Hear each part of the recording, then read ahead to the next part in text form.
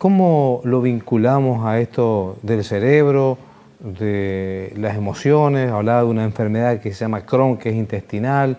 ¿Dónde empezamos más que todo, a asociarlo? para aclarar, porque hemos hablado de la microbiota y no hemos dicho qué es lo que es, que me parece muy interesante. Sí. Lo que se ha descubierto que nosotros vamos a ver si somos más bacterias que humanos, primero y principal. Tenemos casi 2 billones de células que pesan, o de bacterias que pesan aproximadamente 2 kilos y que eso se encuentra en el intestino. Esas bacterias fueron subestimadas durante muchísimo tiempo y tiene que ver con una cuestión evolutiva y que se fueron transmitiendo ese código genético que se llama microbioma en el transcurso de miles y miles de años. Eso lo va pasando de nuestra mamá a nosotros, nos lo pasa por el canal de parto, se va adquiriendo con el ambiente y nos vamos repoblando de esas bacterias. Esas bacterias las que nos van transmitiendo el código genético. Esas bacterias que se encuentran en el intestino, que se llaman la microbiota, cumplen funciones múltiples, muchísimas. ¿Para todo el organismo? Para todo el organismo, desde secretar serotonina, que hasta hace poco creía que se secretaba en el cerebro, se descubrió que ahora el 90% de la serotonina se secreta en el intestino y no en el cerebro. Por lo tanto, un paciente, una persona con un problema digestivo crónico o que le afecta o permeabilidad intestinal puede tener una alteración en el estado de ánimo. Esa microbiota cumple funciones tan importantes como la producción de vitaminas, como la producción de degradación de grasas, cumple funciones tan importantes como ser la permeabilidad junto con el intestino para una barrera inmunológica. Es más o menos aproximadamente, pesa 2 kilos, aproximadamente como el hígado. Es un órgano, en realidad. Lo que nos está diciendo, doctor, es que esas bacterias que están en el intestino son las que justamente cumplen la función de generarnos a nosotros toda la... Y que van pasando por diferentes etapas, porque esas bacterias tenemos una relación muy directa entre el intestino y el cerebro. Es como que el intestino es nuestro segundo cerebro. Hay conexiones a través del nervio vago, que es el nervio más importante o más largo, que se encuentra en el organismo a través de una red neuronal que va al intestino, conecta con nuestro intestino y por eso el intestino y el cerebro hay una relación directa de un feedback donde una emoción, por eso dice, sentimos con nuestras tripas. O cuando nos enamoramos, ¿qué sentimos? O cuando vamos a rendir un examen, la relación de una diarrea secretora antes de rendir un examen es el sistema nervioso que altera y produce peristalsia en el intestino y produce una diarrea secretora. Si eso lo llevamos a un montón de cosas, como por ejemplo un estrés crónico, ¿qué puede llegar a producir un estrés crónico? Un estrés crónico puede llegar a producir una permeabilidad intestinal, alteración del sistema inmunológico, sin producir distensión abdominal o algún síntoma, y eso en el tiempo puede alterar el sistema inmunológico, que es importantísimo el sistema inmunológico en el intestino. Creíamos que estaba en otro lugar, y prácticamente el sistema inmunológico se encuentra ahí, cumple una función importante, y el sistema digestivo en ese momento produce alteraciones y nos puede determinar ciertas patologías, desde asma, obesidad. O sea, se ha descubierto que la microbiota de una persona con obesidad mórbida es totalmente distinta a una persona que adelgaza. Y cuando adelgaza, la microbiota cambia. Entonces, ¿qué nos puede hacer pensar eso? Cambiando la microbiota o alterando la microbiota, podemos tener diferentes resultados. Y eso principalmente viene de la mano de la nutrición. La nutrición me parece que es fundamental, y es fundamental en lo que interviene en alterar la microbiota, en la alteración de la microbiota intestinal. Hay ciertas cosas que pueden llegar a alterar la microbiota. Uno es el estrés crónico, otro es los alimentos. Uno de los alimentos principales que puede producir permeabilidad intestinal es el gluten. Más que todo porque no es que sea el trigo, sino es las formas en que nosotros hemos cambiado el trigo, esta cuestión que produce, la gliadina produce mucha inflamación y en realidad es la forma de procesamiento de último tiempo. Por eso yo digo, nosotros tenemos un código genético de miles y miles de años y queremos alterarnos en 50 años, queremos cambiarlo y modificarlo. Por eso están apareciendo muchísimas patologías nuevas, muchísimas patologías que no las conocemos. Y esa permeabilidad intestinal que se produce, por ejemplo, con el gluten, se le puede producir también con el déficit de vitamina D, que eso después es muy interesante, que también es muy nuevo, con el déficit de zinc, con estresores, con lectinas. Por ejemplo, las lectinas también producen permeabilidad intestinal. ¿La lectina dónde estaría? ¿En qué alimentos? Las lectinas las produce, por ejemplo, en los porotos, o es lo que protege las semillas. Esas lectinas muchas veces, ahora que está tan en boga, que comemos semillas porque es saludable, en realidad, muchas veces la única forma de protección de las plantas es a través de esa protección, porque no tenemos otra forma. Y eso, si no tenemos un buen proceso en el cual se la deja en remojo, se la activa, todo, puede producir irritación. Sí. Pero lejos hay 2 o 3 cosas que son la alimentación, el estrés, el déficit de vitamina D, que puede ser tranquilamente por el déficit de sol. Fíjense lo que nosotros tenemos, las personas con depresión tienen muchísima disminución muy importante de lo que es la vitamina D, las personas con psoriasis, las personas con patologías autoinmunes. Entonces hay una relación directa entre la vitamina D y la microbiota en realidad y el sol. ¿Por qué? Porque el sol se lo ha como demonizado. Fijémonos que las personas donde hay menos cantidad de sol, hay una relación directa también con muchas patologías autoinmunes, muchas alergias. Sí. Entonces, vivimos encerrados.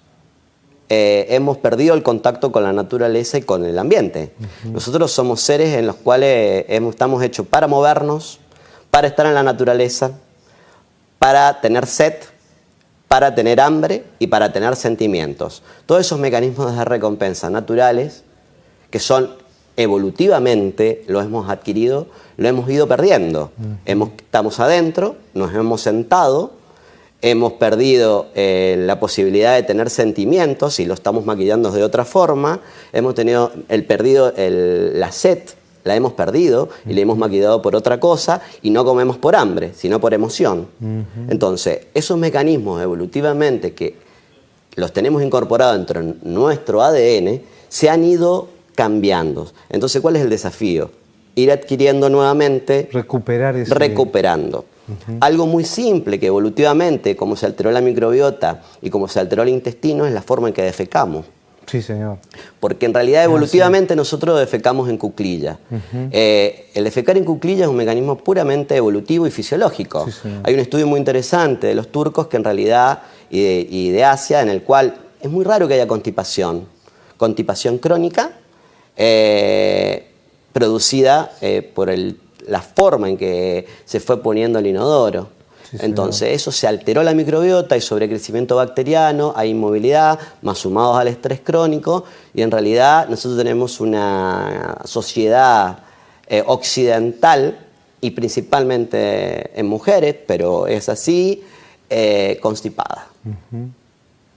Y doctor, vamos a compartir unas imágenes aquí con Edgardo para ir ilustrando un poquito parte de la información que queremos que vaya metiéndose ahí un poco en la cabeza, pero principalmente para preguntarle cuáles son las enfermedades más asociadas que podemos vincularlo nosotros con esta cuestión de la alimentación, de la microbiota y el intestino. Bueno, hay una relación directa que ahora se está estudiando, está muy en boga, cómo trabajar la microbiota en las personas obesas. Y no es puntualmente hacer una dieta, sino es cómo mejorar la microbiota, cómo repoblar esa que en realidad se llamaba antiguamente flora intestinal, que en realidad no es la flora, porque antes pensaban que eran plantas. Entonces por eso le pusieron flora, si no es microbiota. En realidad es cómo trabajar la microbiota de esos pacientes con obesidad o cómo una microbiota alterada produce obesidad. Que también es lo que estamos diciendo, con el estrés crónico, con la permeabilización intestinal, con el déficit de producción de vitaminas, minerales, con el déficit de absorción, porque en realidad lo que plantea esta nueva mirada es que no somos lo que comemos, somos lo que absorbemos. Entonces, pero no es lo que ingerimos, sino lo que absorbemos, porque podemos comer, pero si tenemos un intestino que no funciona, donde hay una microbiota que no funciona, en realidad podemos tener una alimentación muy medida, variada, pero si ese intestino está permeabilizado, con muy poca microbiota o con lo que se llama una disbiosis intestinal, cuando prácticamente no existe microbiota. Disbiosis intestinal tenemos, por ejemplo, cuando se elimina la microbiota, y hay cosas muy simples para darle a la gente. Antibióticos. Sí. Uso irracional de antibióticos. Para todo. Un ejemplo, un niño cuando nace, el primer contacto que tiene con la microbiota es desde el canal del parto.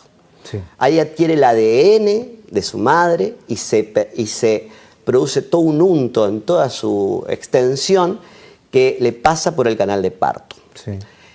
Automáticamente ese chico se repobla, se produce una población importantísima en casi 20 minutos de bacterias. En toda su piel. En toda su piel. Sí. Y en realidad va adquiriendo defensa, va adquiriendo inmunidad.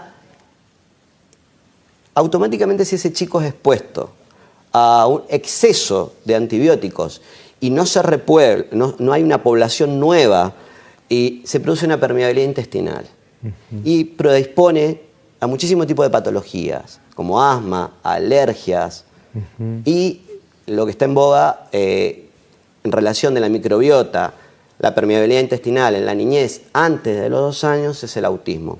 Entonces, hay una línea muy nueva de investigación en Suecia, en Inglaterra, sobre esto, que es muy interesante, de cómo trabajar con prebióticos y probióticos cuando chicos nacidos por cesárea, que no tienen la posibilidad de untarse con eso, que en realidad es 1/3 de la población nace por cesárea, pero que la madre tiene predisposición o tiene una microbiota muy reducida, porque se está analizando la microbiota de la madre, en realidad de darle esa posibilidad a esos chicos de tener menos probabilidad de que sucedan las cosas con algunos probióticos y prebióticos, que después explicaremos lo que es. Con lo que me acaba de decir, doctor, entonces podemos hablar de que la probiota está en el intestino, en la piel y en la mujer, en el momento del parto, en el canal de parto. La microbiota generalmente la tenemos en el intestino, pero las mucosas comparten parte de nuestra microbiota, de nuestra flora intestinal. Bien. Cuando se pasa por el canal de parto, en realidad, cuando se pasa por el canal de parto, se adquiere la microbiota de la vagina, que es muy variada. Pero algo muy interesante, que esto es muy nuevo, es que en realidad hasta hace poco pensábamos que la leche materna no tenía gérmenes, que era estéril. Actualmente se han analizado sustancias que en realidad no son digeridas por la madre y son ni tampoco por el bebé, pero en realidad se vio que son sustancias que es para que la microbiota se nutra, y la tiene la leche materna. Entonces, la diferencia entre una leche artificial y una leche materna es que va a repoblar la microbiota. Claro. Otra cosa, que en realidad a partir de la leche materna también se traspasan, viaja por el sistema linfático del intestino de la madre, viajan bacterias hasta los conductos, actualmente eso tendrá 1 o 2 años, hasta la teta, y transporta al bebé. Por eso es tan importante la alimentación y la nutrición de la madre para repoblar la microbiota del niño. Entonces nos cambia el paradigma que dice, bueno, una madre alimentada, ¿cómo se alimenta una madre que está dando la teta? ¿O qué consejo se le puede dar para que repueble su microbiota y pueda pasar? Y eso puede explicar un montón de cosas. ¿Por qué un chico se constipa? ¿Por qué un niño tiene cólicos los 3 primeros meses? ¿Por qué cuando se le saca la teta el chico se constipa? ¿Por qué cuando le agregamos estrógenos a la madre? Estoy tirando líneas de cosas de preguntas. ¿Por qué cuando se le cambia la pastilla anticonceptiva y se le ponen estrógenos, muchas veces el chico se constipa o no? Y porque todo tiene que ver. Hay una conexión estrecha. Vamos a ver esa otra diapositiva, doctor, para que nos explique justamente aquí algunas de las funciones que recién nos citaba, pero aquí como para que nuestros televidentes le vayan grabando. Bueno, una de las funciones es principalmente el efecto de detoxificación que tiene la microbiota en el intestino, o sea, es una barrera que nos defiende de los microorganismos por una principal línea de defensa. Si nosotros tenemos alterada la microbiota, todos los gérmenes entran. Por eso, después el organismo las puede confundir y por eso se generan tantas enfermedades autoinmunes o alergias que tienen vías muy parecidas. O sea, la alergia, las enfermedades como la alergia, el asma y las enfermedades autoinmunes. Aquí le llamamos enfermedad autoinmune: artritis reumatoidea, Crohn, colitis ulcerosa, fibromialgia, etcétera, etcétera, etcétera, que son patologías sumamente complejas. Hay vías muy parecidas con enfermedades alérgicas. Sí. Y también con ciertas parasitosis y también con repoblación, por ejemplo, de la cándida. Candidiasis intestinales que muchas veces pasan desapercibidas. La candidiasis, como sabemos, es un hongo que en realidad es oportunista y que muchas veces es el gran simulador. Pero cuando hay permeabilidad intestinal y hay alteración de la microbiota, esto aparece. Entonces, lo que en realidad tenemos que darnos cuenta es que la microbiota también produce vitaminas. Y una de las vitaminas que se ha descubierto hace poco es la vitamina K2, que también está revolucionando el mundo de la ciencia porque se ha visto que hay una relación entre la microbiota y el corazón ahora. Entonces, muchas veces nosotros suplementamos con calcio, decir, bueno, la osteoporosis, y en realidad se ha visto que la microbiota, la vitamina K2, es la que regula el metabolismo del calcio junto con el magnesio. Entonces, nosotros podemos dar calcio y muchas veces generamos algo contraproducente. ¿Por qué? Porque el calcio queda en las arterias, no va adentro, y la vitamina K2 es la que lo regula. Pero ¿qué pasa? La vitamina K2 no existe si no hay bacterias. Si nosotros tenemos una microbiota alterada, el calcio va a otro lugar y el magnesio no funciona. Y hay aproximadamente cientos y cientos de actividades que tiene magnesio, vitamina K2 y vitamina D. Prácticamente regulan 300 genes, desde el metabolismo hasta el cáncer, hasta oncogenes, hasta la descendencia. Entonces, si nosotros no trabajamos eso y no tenemos en cuenta una persona que tiene la microbiota alterada, no tiene vitamina K2, por ejemplo, la vitamina K2 ahora actualmente se está dando para prevenir los factores de riesgo cardiovascular, principalmente. ¿Por qué? Porque lo que hace es sacar el calcio de las arterias y metiendo a la célula. Y ahí también hay un cambio respecto de lo que se piensa de lo que daña el corazón, lo que daña las arterias. 30 años tratando de que en realidad el colesterol es el causante de la aterogénesis, y ahora que hace un par de años hay algunas líneas de que ciertos colesteroles, pero la mayoría de las personas que han tenido infartos, el colesterol muchas veces ha sido normal. Entonces, todas estas cuestiones que uno dice, ¿cómo? Durante 30 años nos han demonizado la grasa. Hemos demonizado la grasa y hemos estado alimentados a cereales y azúcares refinados. Entonces, es un cambio de paradigma. Es un cambio de paradigma. Entonces, y esto es lo que es la medicina evolutiva, y está cambiando la forma de ver las cosas, que no va a ser fácil cambiar, pero me parece que es un cambio interesante y que muchas veces las personas tienen muchos beneficios y encuentran soluciones en cosas tan simples como es la alimentación. Estamos con el doctor Mauricio Vela, es médico generalista, es médico de familia. Por supuesto, está haciendo una maestría en lo que tiene que ver con la nutrición y esta psicoinmunoendocrinología, la mente con el sistema inmunológico y con el sistema de glándulas, todo este sistema que funciona armónicamente. Por ahí nosotros con nuestra conducta lo vamos sacando de su ritmo, porque nos olvidamos un poco de la naturaleza, como decía el doctor. Después de la pausa vamos a preguntarle mucho más sobre la microbiota, palabra que ya puede ir incorporándola, y por supuesto esté atento porque tenemos muchas más preguntas para realizarle al doctor.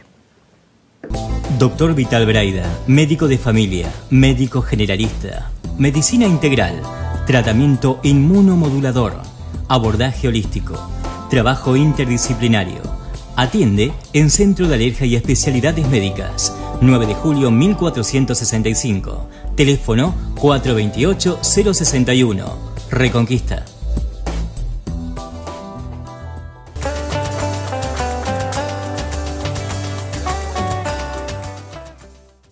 Hoy estamos hablando de microbiota, una palabra nueva, una palabra que vamos a empezar a repetirla bastante de este espacio televisivo, por supuesto porque le vamos a dar importancia a este descubrimiento científico, a esta búsqueda de nuevas miradas y postulados respecto de la ciencia y de la práctica médica. Y estamos con el doctor Mauricio Vela, quien es médico de familia, médico generalista, que está justamente en una maestría en lo que tiene que ver con la nutrición y todo lo que tiene que ver con el sistema inmunológico, el mecanismo psíquico y también endocrino.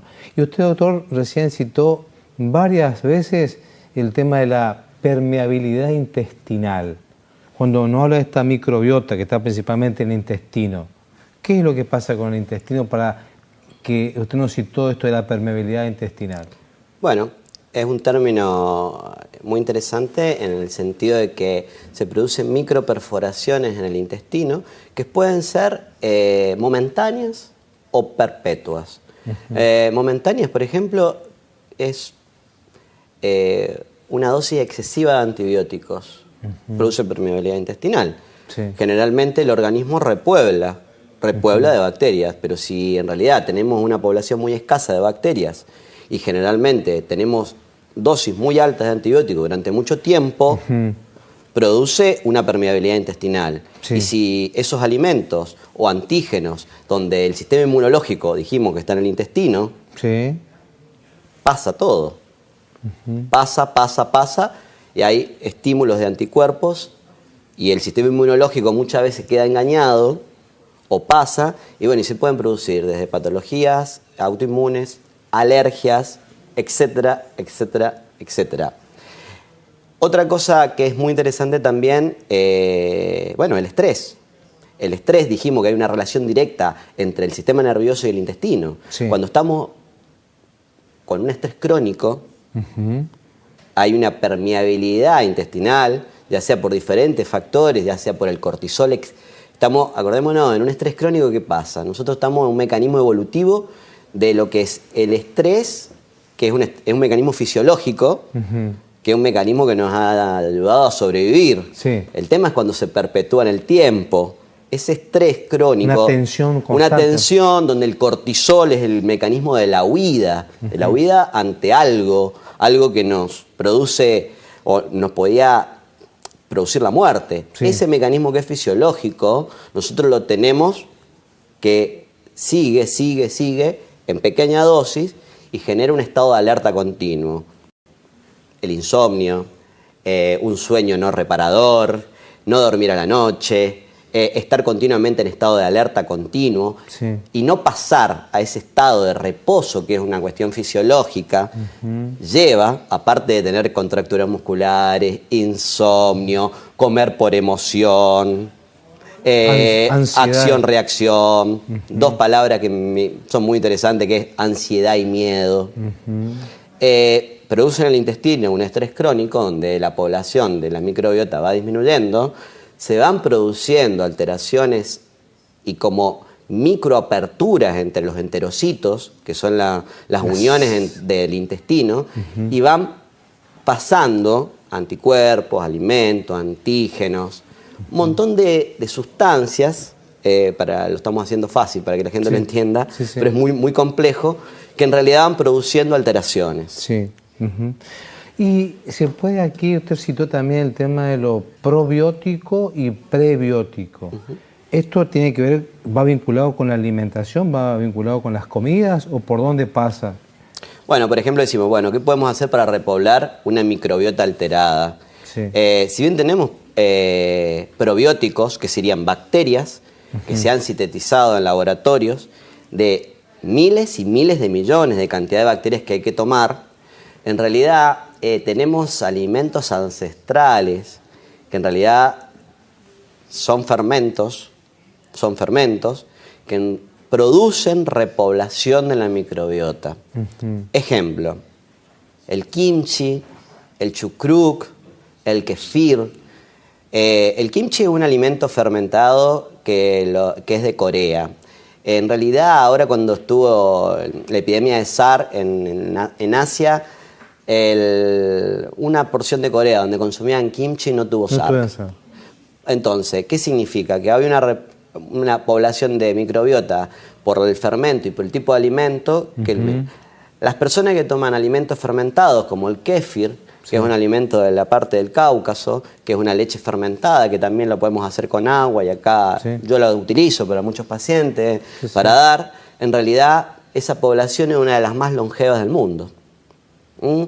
Y otra cosa muy simple es el chucrut, pero no el chucrut pasteurizado, sino la fermentación normal del repollo con otras verduras. En realidad ese proceso de fermentación en pequeñas dosis produce repoblación.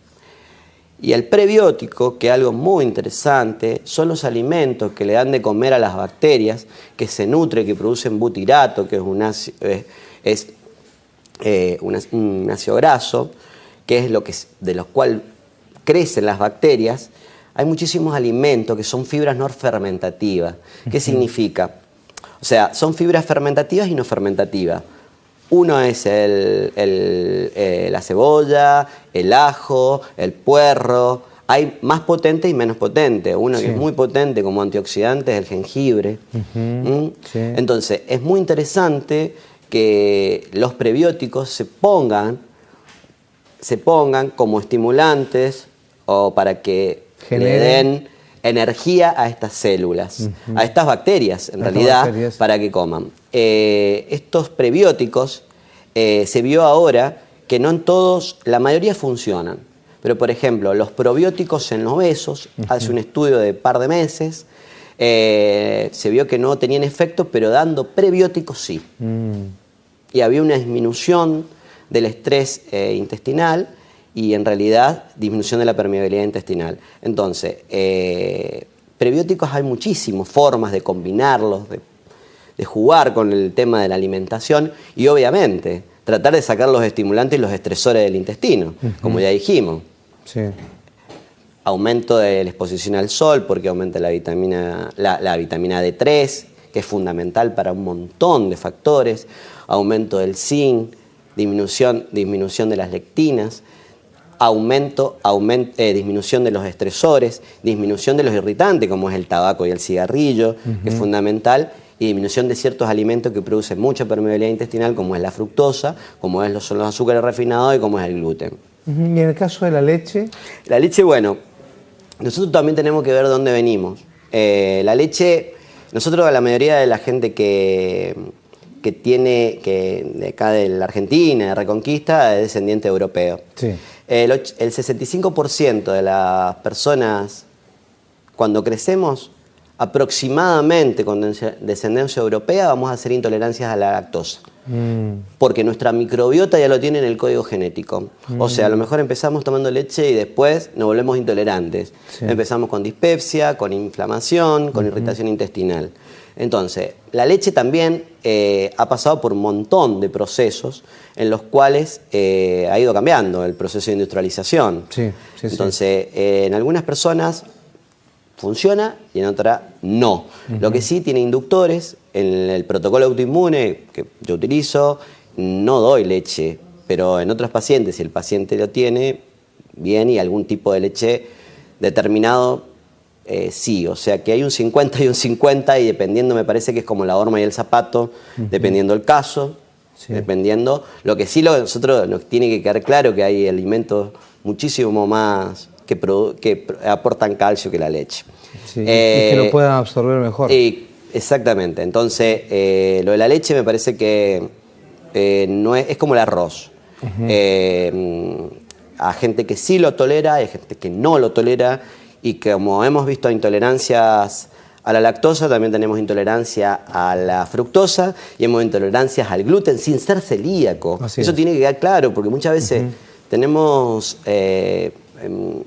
pacientes que le dan negativo los laboratorios de celiaquía o los laboratorios genéticos, sí, DQ2 o DQ8, y en realidad son intolerantes. Así es. Son intolerantes. Y otra cosa que es bastante interesante es la intolerancia a la histamina, que es algo muy nuevo también, que en realidad es pacientes que se hinchan, que tienen alergia, y hay ciertos alimentos que producen y que generan histamina. Y eso también está dado por el intestino. Muy bien, estamos con el doctor Mauricio Vela, médico generalista, médico de familia. Estamos hablando de microbiota. No se vaya porque después de la pausa tenemos preguntas interesantísimas para él.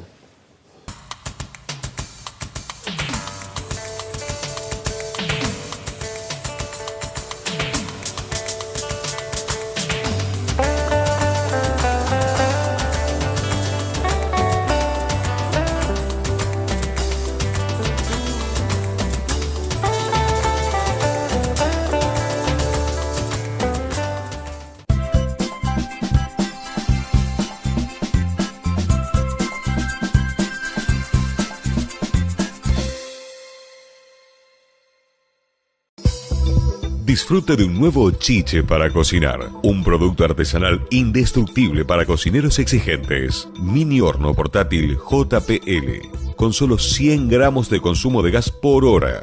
Fácil de trasladar de la mesada a su patio o al lugar que usted elija. Olvídese de prender leña o carbón. Útil además en sus viajes o esparcimientos de camping. Ultraliviano, sencillo de instalar y usar. Su bajo costo, su escaso consumo y su ductilidad lo hacen junto a su estética un producto único. Consulte ya al teléfono 420-429. No se prive del mini horno portátil a gas. Prevenir es una decisión inteligente y una tranquilidad futura. Cementerio Parque Fuente de Paz. La paz vive en la naturaleza. Consúltenos por planes para una persona desde 85 pesos y para parejas o matrimonios desde 111 pesos. Fuente de Paz. Teléfono 03482 426 300. Belgrano 1039. Reconquista. Todos los miércoles te invitamos a ser parte de nuestro cuarto intermedio. Periodismo puro, entrevista frontal, cuarto intermedio, donde se da el debate de la televisión local, con la conducción de Rodrigo Corti. Los miércoles a las 22 por NTV.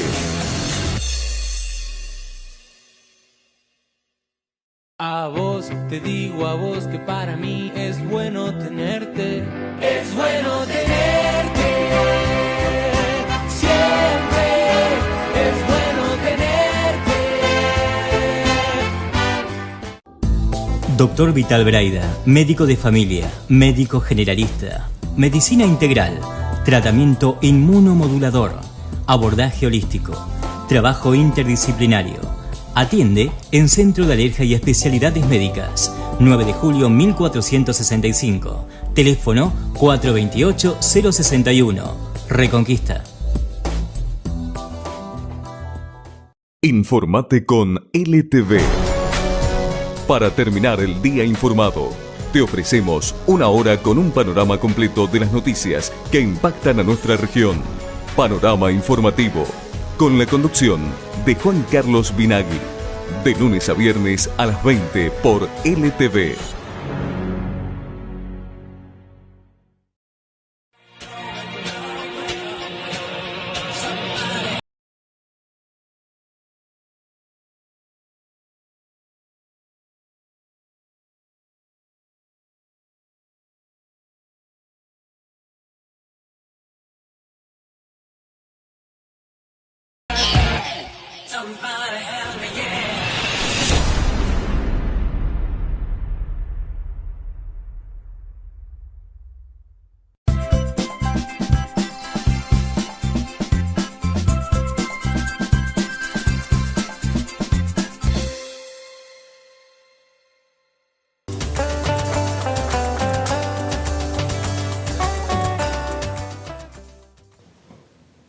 Estamos con el doctor Mauricio Vela, quien es médico de familia, médico generalista. Estamos hablando de microbiota, un tema de la medicina innovadora. Y el doctor Maggio doctor Mauricio Vela, su compañero de trabajo, nuestro colega y amigo, nos está llamando, nos está saludando. Saluda y felicita al doctor Brady y al doctor Vera por exponer y estudiar la medicina innovadora. Muchas gracias, doctor, un compañero de trabajo. Sí, le mandamos un abrazo grande al doctor Maggio. Y nos están preguntando, doctor, ¿dónde atiende?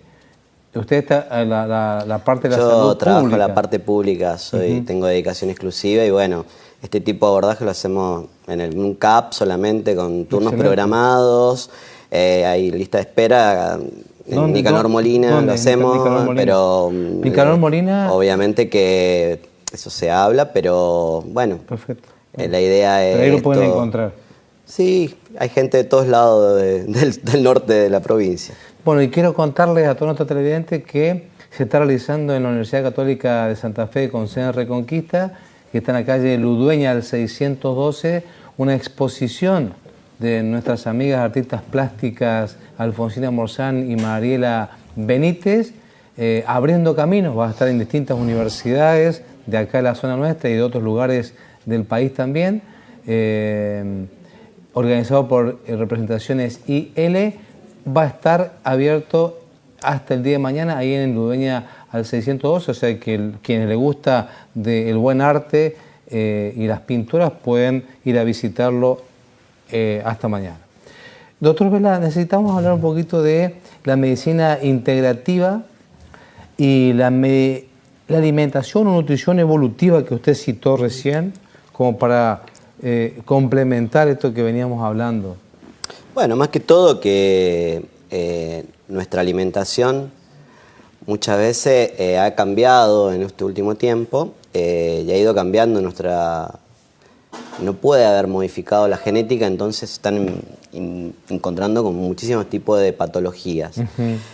Bueno, al encontrarnos con alimentos de verdad, no con oligoelementos, sino alimentos con poder nutricional, muchas veces funcionan como medicamentos, obviamente con oligoelementos, con una mezcla de cuestiones que en realidad están en la tierra, que están en el aire, que están en el agua, y en realidad es dar una vuelta de tuerca al abordaje, obviamente que si es necesario utilizar medicamentos, se utilizan, pero me parece que el tema de lo que es la evolución no podemos dejarla atrás, y en realidad yo lo veo con el tema del deporte. Me parece que nosotros estamos hechos para movernos, como ya lo dijimos. Este tema de la microbiota yo lo veo también en deportista. Digo, no, tenés que estar enfermo, pero no, le digo, porque si una persona está constipada y es deportista, y vemos muchos deportistas que están constipados y después no empiezan a rendir. Y se empiezan en fatiga, y pierden glutamina que está en el intestino y empiezan a consumir la glutamina de los músculos. Entonces, es tan importante la alimentación. Hay dos ejemplos muy importantes de lo que estamos haciendo y es que es muy similar. Uno es Djokovic y otro es Messi. A Messi le cambiaron la alimentación, hicieron una medicina integrativa y evolutiva, bajó de peso, se puso más fibroso y no empezó a vomitar como vomitaba. Djokovic le detectaron una intolerancia al gluten, mejoró, no se distendió como se distendía y mejoró muchísimo su performance. Entonces, ¿qué es lo que nos enseña esto? Que la alimentación, nuestra permeabilidad intestinal, nuestro intestino, nuestra emoción, repercute en nuestro comportamiento y en nuestro sistema. Y también, doctor, esto de ir sacándonos un poco la idea de la cabeza de querer matar a todas las bacterias. Porque bueno, tenemos instalada eso es muy interesante también plantear que si bien los antibióticos revolucionaron la medicina, en realidad vivimos en una sociedad aséptica. ¿Aséptica qué significa? Que queremos matar a todos los gérmenes. Entonces, ¿cuál es el problema? Que no estamos en exposición para generar anticuerpos y antígenos y para desarrollar nuestras defensas. Entonces estamos viendo personas que en realidad no tienen exposición. Entonces, cuando nosotros, no significa que tenemos que estar sucios, pero en realidad tenemos que estar en contacto con la sociedad. Así es. Estamos tener en contacto con un animal, tenemos que estar en contacto con la naturaleza porque eso nos expone anticuerpos. La mayoría de los estudios que se han hecho con las personas que tienen mayor microbiota del mundo son personas que viven en la selva amazónica y en diferentes lugares donde hay selva, donde están expuestos a la naturaleza, donde están expuestos a muchísima cantidad de bacterias que se exponen y en realidad están repoblando su microbiota. Sí. Y algo que nos tiene que enseñar, que la gente que tiene mayor variabilidad de microbiota es la gente que vive más. Ah, o sea que tiene que ver con la longevidad. Totalmente, totalmente. Cuando el desgaste, a medida que va pasando los años, hay una disminución de la vitamina D, hay un desgaste de la microbiota intestinal y hay un desgaste de todo lo que hablamos de la permeabilidad intestinal.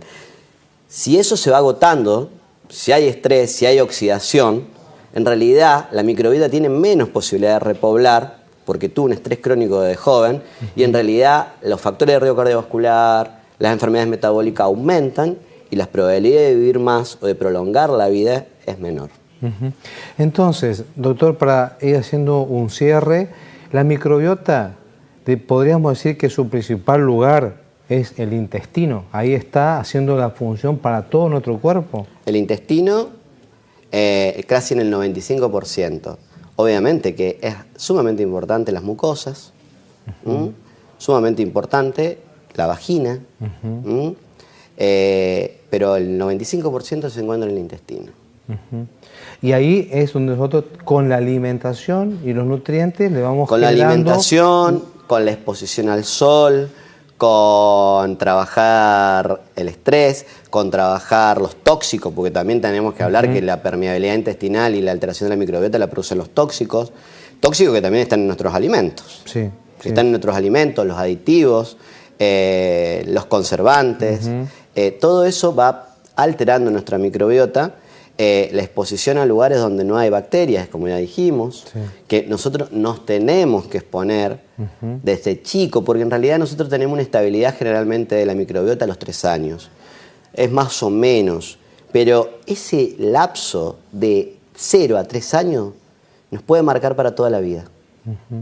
Y por supuesto tener en cuenta a la medicación, sobre todo a la automedicación, porque vamos a estar matando por ejemplo, bacterias. Un medicamento que lo conocemos y lo hemos dado todo, que en realidad darlo en justa medida es muy bueno, como es el omeprazol, produce alteración de la microbiota muy importante. Entonces, un medicamento que produce inhibición de la acidez, en realidad, si nos ponemos a pensar, la acidez cumple una función, pasa y expone la microbiota a un montón de estresores que en realidad está produciendo disbiosis intestinal. Y tratamientos con omeprazol por muchos años. Y no digo nada de los AINES y de los analgésicos, porque en realidad los analgésicos son uno de los principales. Rubén Lorenzini saluda a los dos médicos y excelente programa. Bueno, gracias Rubén, muchísimas gracias. Doctor, vamos a tener tema para seguir hablando en otras oportunidades y vamos a seguir leyendo sus artículos. ¿Cómo tenemos que hacer para ingresar entonces al diario? Buena Vida, el artículo de los viernes, en el diario Clarín, online generalmente, es en online. Bueno, doctor, muchísimas gracias. No, muchas gracias por la invitación. Doctor Mauricio Vela, médico generalista, médico de familia, por supuesto especialista en lo que es adicciones, principalmente el tabaquismo, y por supuesto en esta maestría de nutrición y psicoinmunoendocrinología, parte de este sistema que nos integra totalmente en nuestro mecanismo de defensa. No se vaya de LTV, sigue Rodrigo Corti con Cuarto Intermedio. Nosotros nos encontramos el próximo miércoles para un nuevo programa de Lo Vital es la Salud. Hasta entonces.